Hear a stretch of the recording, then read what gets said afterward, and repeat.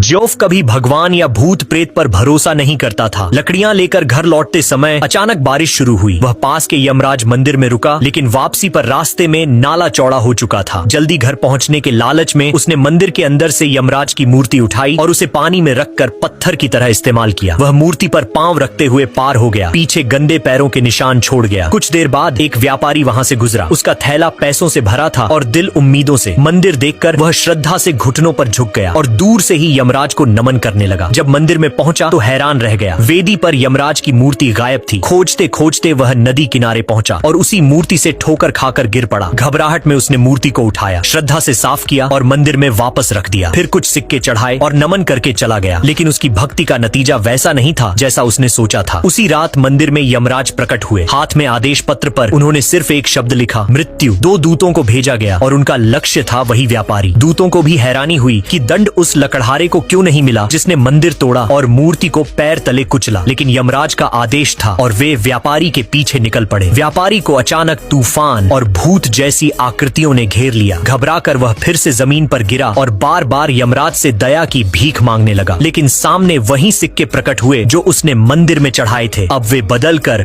मृत्यु लिखे आदेश में तब्दील हो चुके थे। दूतों की लोहे की जंजीर उसकी गर्दन में कस गई। व्यापारी ने जान बचाने के लिए अपना पूरा धन देने की पेशकश की, मगर कोई असर नहीं हुआ। आखिरकार मौत के डर से उसने अपनी पूरी ताकत झोंक दी। जंजीरों से छूटकर भाग निकला। यमराज और उनके दूत मंदिर में लौट गए। व्यापारी जमीन पर गिरा, हांफता हुआ अपने सिक्कों को देखकर समझ गया कि उसकी आस्था ने ही उसे मौत के मुंह तक पहुंचा दिया। उसी दिन से उसने कसम खाई कि अब कभी किसी देवता या भूत प्रेत पर विश्वास नहीं करेगा। और अब सवाल ये है, यमराज ने सजा उस आस्थावान व्यापारी को क्यों दी, न कि उस नास्तिक लकड़हारे को।